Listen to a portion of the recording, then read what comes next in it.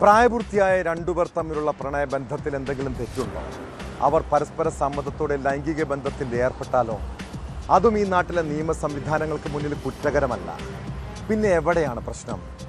രാഹുൽ മാങ്കൂട്ടത്തിനെ ന്യായീകരിക്കുന്നവരുടെ ചോദ്യമാണിത്. ഇരുവരും തമ്മിൽ പ്രണയമായിരുന്നുവെന്ന് എഫ്ഐആറിൽ പറയുന്നുണ്ട്. എന്നാൽ രാഹുലിനെ പ്രതിക്കൂട്ടിലാക്കിയത് വഴിവിട്ട ബന്ധമല്ല.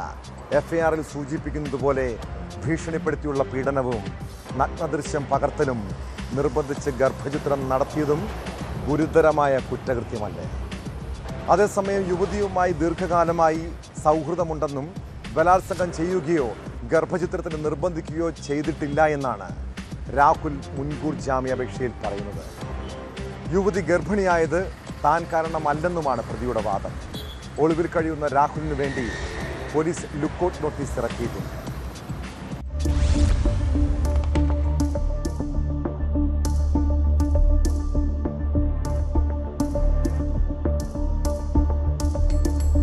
തിരുവനന്തപുരം ജില്ലാ സെഷൻസ് കോടതിയിലാണ് രാഹുൽ മാങ്കൂട്ടത്തിൽ മുൻകൂർ ജാമ്യ ഹർജി നൽകിയത്.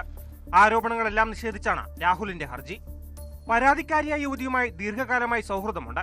എന്നാൽ യുവതി ആരോപിക്കുന്നത് പോലെ ബലാത്സംഗം ചെയ്തിട്ടില്ലെന്നും ഗർഭചിത്രം ഉൾപ്പെടെയുള്ള ആരോപണങ്ങൾ കെട്ടിച്ചമച്ചതാണെന്നും ഹർജിയിൽ വാദിക്കുന്നു. പരാതിക്കാരിയുടെയും ഭർത്താവിന്റെയും രാഷ്ട്രീയ ബന്ധം ചൂണ്ടിക്കാട്ടി തനിക്കെതിരായ നീക്കം BJP CPM ഗൂഢാലോചനയുടെ ഭാഗമാണെന്നും രാഹുൽ ആരോപിക്കുന്നു. യുവതിയാണ് സമൂഹ മാധ്യമങ്ങൾ വഴി ബന്ധപ്പെട്ട് സൗഹൃദമുണ്ടാക്കിയത്. ഭർത്താവ് തന്നെ ഗാർഹികമായി പീഡിപ്പിക്കുന്നുവെന്ന് യുവതി പറഞ്ഞതോടെ അനുകമ്പ തോന്നി. ഈ ബന്ധമാണ് പിന്നീട് ഉഭയസമ്മതത്തോടെയുള്ള ശാരീരിക ബന്ധത്തിലേക്ക് വളർന്നത്. താനാണ് ഗർഭിണിയാക്കിയതെന്ന ആരോപണം തെറ്റാണെന്നും യുവതി സ്വന്തം ഇഷ്ടപ്രകാരം ഗർഭം അലസിപ്പിച്ചതാണെന്നും രാഹുലിന്റെ ജാമ്യഹർജിയിൽ പറയുന്നു.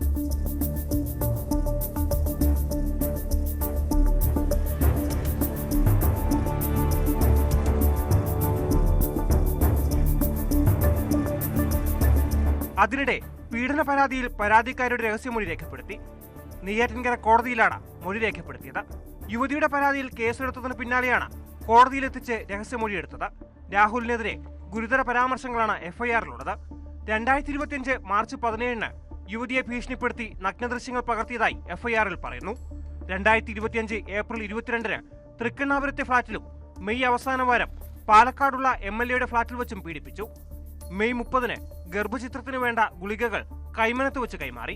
MLAയുമായുള്ള ബന്ധം പുറത്തു പറഞ്ഞാൽ ജീവിതം നശിപ്പിക്കുമെന്ന് ഭീഷണിപ്പെടുത്തിയെന്നും എഫ്ഐആറിൽ പറയുന്നു. കേസിൽ പ്രത്യേക അന്വേഷണ സംഘം രൂപീകരിച്ചു. DCP ദീപക് ധൻകർ IPSനാണ് മേൽനോട്ട ചുമതല. അസിസ്റ്റന്റ് കമ്മീഷണർ VS ദിനരാജാണ് അന്വേഷണ ഉദ്യോഗസ്ഥൻ. Nemam police station and we are doing the basic formalities. There is not much which I can reveal at this stage. There are a lot of aspects involved in that.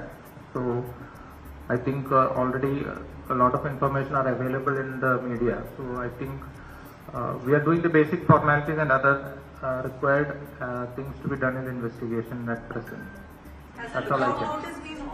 See, I said these are all part of investigation, which I cannot. That's something which I will reserve for myself, because it's a part of investigation. I don't think it should be revealed. രാഹുലിനെ സഹായിച്ച സുഹൃത്തടക്കമുള്ളവരെ കേസിൽ പ്രതി ചേർത്തേക്കും.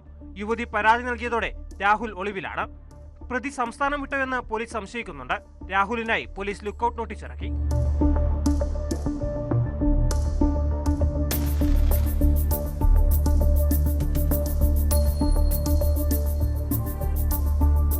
News 18 Thiruvananthapuram.